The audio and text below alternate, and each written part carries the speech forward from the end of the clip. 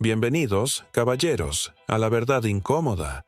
Hoy no vamos a adornar el pasado con laureles ni con el mármol reluciente del foro.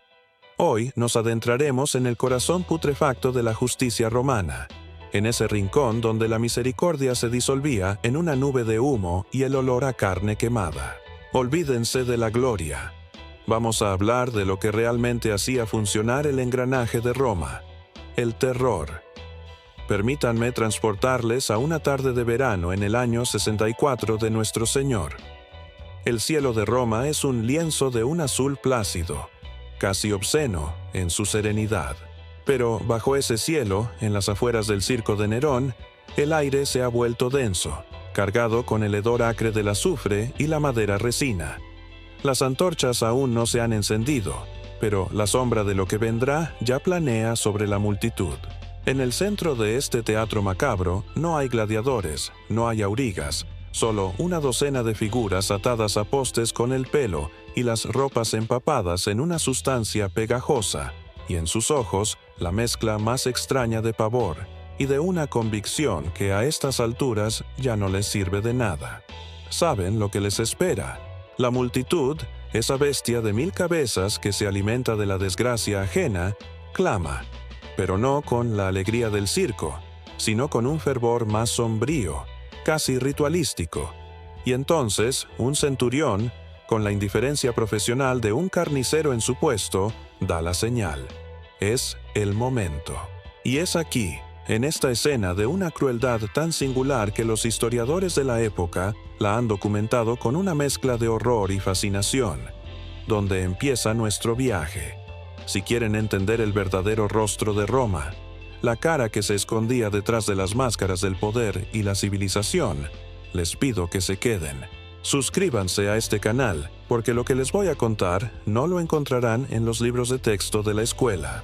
Los primeros gritos rompen el silencio como si fueran una cuerda tensa que se parte. Un sonido agudo, inhumanamente agudo, que no parece salir de una garganta, sino de los pulmones. La sustancia que empapa sus cuerpos, una mezcla de brea, resina y aceite, se enciende con una furia repentina, como si la madera misma estuviera sedienta de fuego.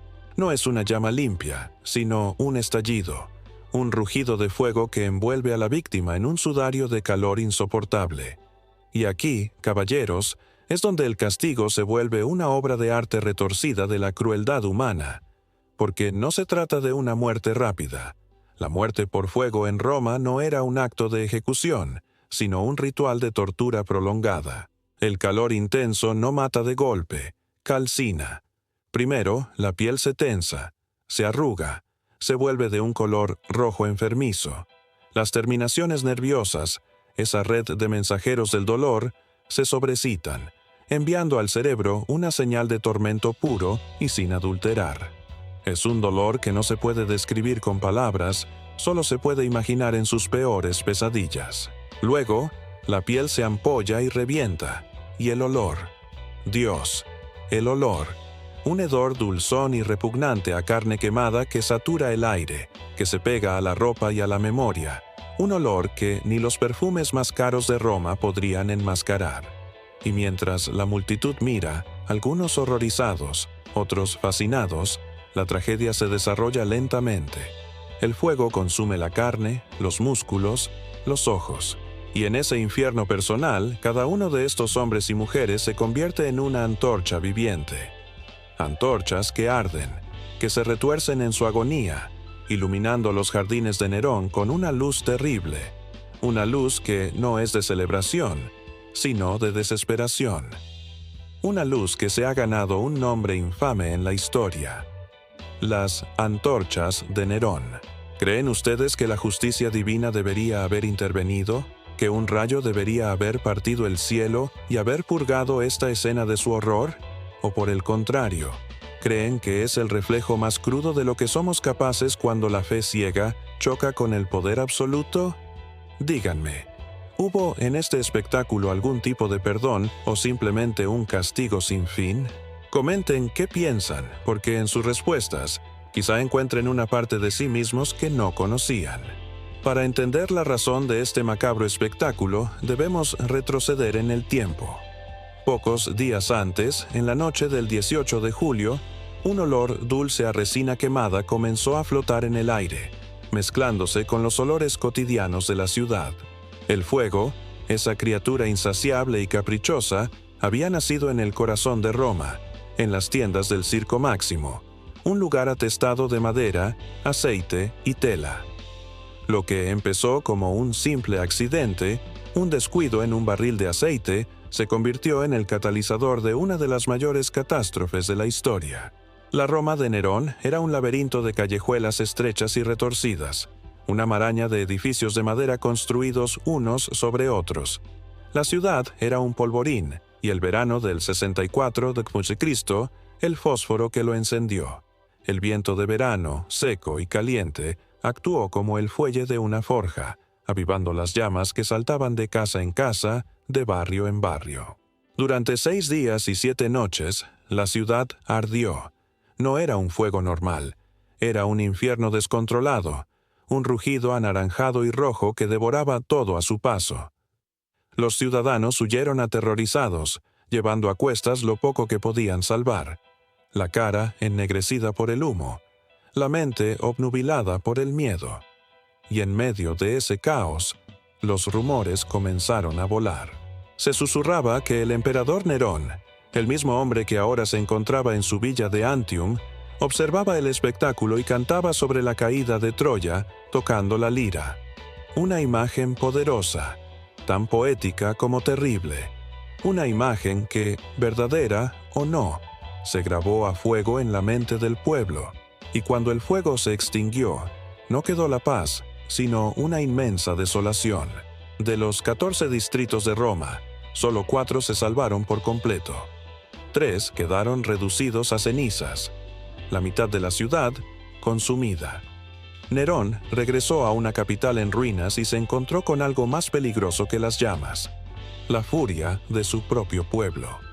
La acusación estaba en el aire, como el hedor a humo. El emperador, un hombre que se consideraba un artista, un genio incomprendido, no podía ser el responsable de tal destrucción. Necesitaba un chivo expiatorio. Y la historia, caballeros, nos enseña que un chivo expiatorio no es más que una mentira conveniente. Un ser humano a quien se le puede atribuir la culpa para limpiar el nombre de un hombre de poder. Y Nerón, en su desesperación, encontró a la víctima perfecta. Una secta pequeña, esotérica y, sobre todo, impopular. El castigo por fuego ya no sería para los incendiarios, sino para aquellos que, con su fe extraña y sus rituales misteriosos, se habían ganado el odio del populacho y la desconfianza del emperador, los cristianos. Nerón necesitaba una mentira convincente, un enemigo visible para un pueblo ciego de rabia. La ciudad era una fosa común de escombros humeantes, los templos yacían en ruinas, y el palacio de los Césares, símbolo de su poder, estaba irreconocible. No podía culpar a los dioses, ni a la mala suerte, ni mucho menos a sí mismo. Y entonces, sus consejeros, con esa maquiavélica intuición de la corte, señalaron con el dedo a una pequeña comunidad que había crecido discretamente en las callejuelas más oscuras del Transtiberim, al otro lado del Tíber. Se les llamaba cristianos. ¿Qué sabían los romanos de ellos? Prácticamente nada, y eso, caballeros, era su mayor ventaja y su perdición. Se les acusaba de odio contra el género humano, la más grave de las acusaciones morales en Roma. Una acusación que no se podía refutar, solo se podía sufrir. Se decía que eran caníbales por la Eucaristía, que practicaban orgías en la oscuridad de sus ritos, y lo peor de todo, que eran ateos porque no adoraban a los dioses romanos ni quemaban incienso ante la efigie del emperador. Eran la antítesis del orden y la tradición romana, y su secretismo era la prueba de su culpabilidad. Su fe, tan incomprensiblemente devota en un solo hombre crucificado, era la excusa perfecta para explicar la calamidad. Los cristianos han enojado a los dioses, se susurró, y en ese clima de histeria, la razón no tenía cabida. La máquina de la justicia romana, engrasada por el miedo y el oportunismo político, se puso en marcha. Se les buscó por toda la ciudad, no para un juicio justo, sino para ser el espectáculo de la redención del emperador. Y así, la acusación de haber provocado el gran incendio de Roma recayó sobre estos hombres, mujeres y niños, quienes fueron sacados de sus hogares, arrastrados por las calles ante las miradas de un pueblo que, si bien al principio sintió cierta compasión por el injusto castigo, pronto se regocijó en la atrocidad. El sadismo de Nerón y su necesidad de un chivo expiatorio encontraron en la ceguera y el odio de la multitud del terreno fértil para una de las atrocidades más infames de la historia. El fuego que purificó Roma, irónicamente, se convirtió en el fuego que consumió a los inocentes. En ese mismo momento, mientras las antorchas humanas se consumían, el historiador Tácito, un hombre que no era particularmente afecto a los cristianos, escribió con una honestidad brutal sobre los acontecimientos. No lo hizo por simpatía, sino por un profundo sentido de la injusticia y de la verdad histórica. En sus Anales, Tácito nos legó una de las descripciones más vívidas de la masacre. Dijo que, a pesar de las acusaciones, el pueblo de Roma comenzó a sentir pena por los que morían, no porque creyeran en su inocencia sobre el fuego, sino porque su castigo era excesivo y desproporcionado. Los cristianos eran asesinados no para el bien público, sino para satisfacer la crueldad de una sola persona. La gente, esa misma turba que había clamado por un chivo expiatorio, vio el espectáculo de la crucifixión, de ser devorados por perros o de arder vivos para iluminar la noche, y algo dentro de ellos se revolvió. La compasión, un instinto más profundo que el odio inducido, afloró en los corazones de algunos. Vieron a niños y ancianos atados a los postes, sus cuerpos retorciéndose en un último y desesperado baile contra el fuego. La crueldad de Nerón, tan excesiva y exhibicionista, había logrado lo imposible: transformar el odio en piedad. El emperador había utilizado a los cristianos como un lienzo en blanco para proyectar su propia culpabilidad y locura, y el pueblo, al ver esta obra de arte macabra, comenzó a entender que el verdadero monstruo no eran los cristianos que se reunían en secreto para rezar, sino el hombre que se hacía llamar César. Este terror, esta pena de muerte por fuego, no solo sirvió para castigar, sino que, irónicamente, se convirtió en una de las semillas más importantes para la expansión del cristianismo. La sangre de estos mártires, regando la tierra de Roma, plantaría la semilla de una fe que, con el tiempo, devoraría al mismo imperio que intentó aniquilarla. Este evento, la persecución de Nerón, no solo fue un acto de crueldad, fue, de hecho, un punto de inflexión. Fue la primera vez que el Imperio Romano persiguió oficialmente a los cristianos por el simple hecho de serlo. Hasta ese momento, los cristianos habían sido vistos como una secta más del judaísmo, un grupo peculiar, pero no una amenaza existencial al Estado. Pero la locura de Nerón cambió todo.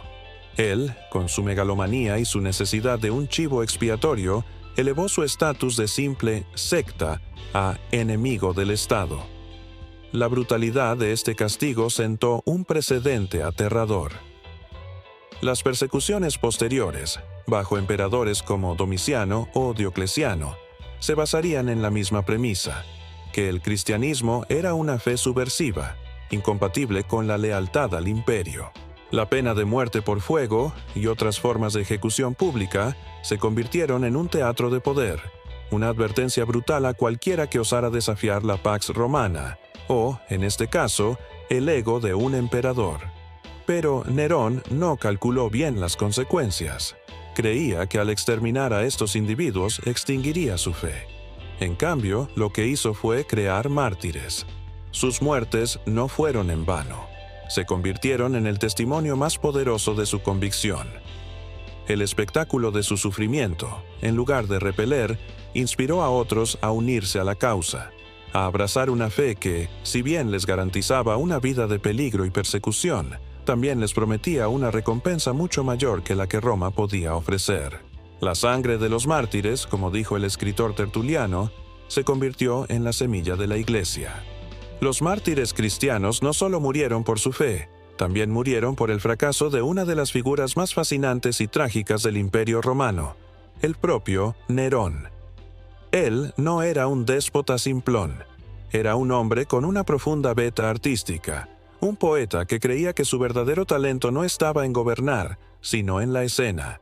Quería ser un Homero, un Apolo, pero su arte era una trampa. No entendía que su público, el pueblo de Roma, no quería un emperador que cantara y tocara la lira mientras la ciudad ardía. Querían un líder fuerte, un protector. Su ambición de ser un artista universal lo hizo un mal emperador, y su inseguridad lo llevó a la tiranía. La persecución de los cristianos no fue solo un acto político, fue la manifestación de una profunda inestabilidad psicológica. Un hombre que se veía a sí mismo como un dios del arte. ¿Cómo podía aceptar que su pueblo lo culpase de la destrucción de su propia ciudad? La única solución era desviar la culpa hacia un grupo que no pudiera defenderse. Un grupo al que la historia, convenientemente, ha demonizado. La ironía es que, al intentar borrar a los cristianos de la faz de la tierra, Nerón los inmortalizó. Su locura no solo mató a miles, sino que también aseguró que la memoria de estos mártires perdurara a través de los siglos. El fuego de Nerón no solo quemó la ciudad, sino que también encendió la llama de una fe que, 200 años después, se convertiría en la religión oficial del imperio que los había torturado. Un final que ni el más grande de los dramaturgos romanos podría haber inventado. Tras este terrible suceso, la ciudad de Roma tuvo que ser reconstruida. Nerón, de forma hábil y oportunista, aprovechó la catástrofe para rediseñar la capital a su gusto. Las callejuelas serpenteantes y los edificios de madera fueron reemplazados por amplias avenidas bloques de pisos de mampostería y, sobre todo, por un gigantesco palacio que se convertiría en el símbolo de su megalomanía, la Domus Aurea, la Casa de Oro. Este palacio no era solo una residencia, era una ciudad dentro de la ciudad, con jardines, lagos artificiales y estatuas de proporciones colosales. La Domus Aurea era una ofensa a la miseria de los romanos que lo habían perdido todo. Era la prueba tangible de que el emperador no sentía remordimiento, solo un inmenso y narcisista sentido de la oportunidad. El incendio, por lo tanto, no solo sirvió para la persecución de los cristianos, también fue la excusa perfecta para una de las mayores expropiaciones de tierras en la historia de Roma. La tragedia se convirtió en una oportunidad inmobiliaria para el emperador, que acumuló una riqueza y un poder sin precedentes a costa del sufrimiento de su pueblo. Pero esta extravagancia, este desprecio por el dolor ajeno, sería el principio del fin para Nerón. La gente no olvidó las antorchas humanas ni el palacio dorado. El resentimiento se coció a fuego lento, y los senadores, cansados de su tiranía, conspiraron para derrocarlo. La pena de muerte por fuego, el castigo más doloroso de Roma, había sido infligido a los inocentes, pero, de forma extrañamente poética, la semilla de la destrucción de Nerón, el hombre que la había ordenado, ya estaba plantada. Nerón no murió a manos de una turba enfurecida ni en una batalla gloriosa. Murió solo, abandonado y humillado. En el año 68 c., las legiones en las provincias se levantaron en su contra. El resentimiento de la élite romana, cansada de sus excentricidades y su tiranía, se unió a la revuelta. En lugar de enfrentar a sus enemigos, Nerón huyó. Se refugió en una villa en las afueras de Roma, con unos pocos siervos que le seguían siendo leales. La escena final de su vida fue tan patética como su reinado. El Senado lo declaró enemigo público y lo sentenció a la muerte por flagelación, un castigo que no era para un emperador, sino para los esclavos y los peores criminales. Al escuchar el galope de los soldados que venían a capturarlo, Nerón intentó suicidarse, pero su valentía, al igual que su juicio, lo abandonó. Le rogó a uno de sus sirvientes que lo ayudara a morir, con una daga en la mano y las palabras «¿Qué artista muere conmigo?». Pronunciadas con la mezcla de arrogancia y miseria que lo caracterizaba, se apuñaló a sí mismo. Así, el hombre que había ordenado las más brutales ejecuciones por fuego, el hombre que había convertido a los cristianos en antorchas para iluminar su jardín, no tuvo la entereza de encender su propia llama. Su fin, miserable y solitario, fue un epílogo perfecto para una vida consumida por el ego, la locura y la sangre de sus víctimas. Es la persecución neroniana, a pesar de su brutalidad y su aparente éxito, tuvo un efecto que nadie en Roma pudo prever. Al ejecutar a los cristianos, Nerón, sin saberlo, les dio la visibilidad que nunca habían tenido. Antes eran un rumor, una secta de la que se sospechaba, pero que se ignoraba. Pero el espectáculo público de su sufrimiento los puso, literal y figuradamente, bajo los focos. La gente vio a hombres, mujeres y niños, no como monstruos, sino como seres humanos que morían con una convicción que resultaba incomprensible y, por lo tanto, admirable.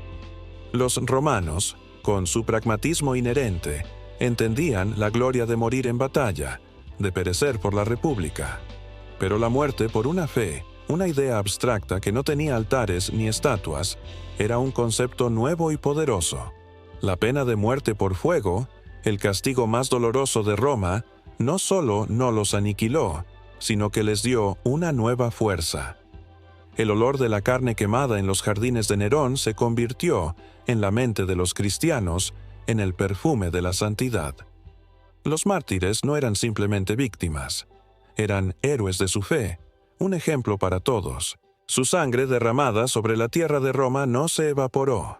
Se convirtió en una semilla que germinaría con el tiempo, una semilla que finalmente se transformaría en una fe lo suficientemente fuerte como para derribar al mismo imperio que intentó quemarla viva. La historia de las antorchas de Nerón es un recordatorio de que los tiranos, en su afán por controlar la narrativa, a menudo se convierten en los narradores involuntarios de su propia derrota. La llama que encendió Nerón no solo quemó los cuerpos, sino que también iluminó el camino de una nueva fe que, eventualmente, conquistaría el mundo. Amigos, llegamos al final de este viaje sombrío. Hemos recorrido los oscuros callejones de Roma y hemos contemplado, con una mezcla de horror y fascinación, el castigo más brutal que se haya infligido, la pena de muerte por fuego. Hemos visto cómo la locura de un emperador se entrelazó con el destino de una comunidad de creyentes. Y, sin embargo, el final de esta historia no es de derrota, sino de una victoria inesperada. El Imperio Romano, esa máquina de poder, conquista y crueldad, creía que podía aniquilar una idea quemando a sus seguidores. Pensaban que el miedo podría extinguir la fe, que la sangre lavaría la culpa de un emperador. Pero se equivocaron. El fuego que Nerón encendió no extinguió el cristianismo, sino que lo iluminó. Las muertes de esos mártires, en lugar de ser una advertencia, se convirtieron en un sermón, un testimonio silencioso del poder de la convicción. La pena de muerte por fuego, el castigo más doloroso de Roma, no fue el final del cristianismo, sino el principio. Su sangre, derramada en los jardines de Nerón, fertilizó la tierra sobre la que, en menos de 3 siglos, se alzaría una nueva Roma, una Roma que ya no adoraría a los césares, sino a un carpintero crucificado. Esta historia es un recordatorio de que ni la mayor crueldad ni el poder más absoluto pueden extinguir la fe. En el final, el tirano cayó, su nombre se convirtió en sinónimo de depravación, y la fe de aquellos que él persiguió se alzó sobre sus ruinas. Así, la historia de las antorchas de Nerón no es solo un relato de barbarie, sino una lección de resiliencia y de la extraña e impredecible fuerza del espíritu humano. Gracias por acompañarme en este recorrido. La historia de Roma, como ven, es más que mármol y gloria. Es también sangre, fuego y una verdad que nos obliga a mirar de frente nuestra propia naturaleza.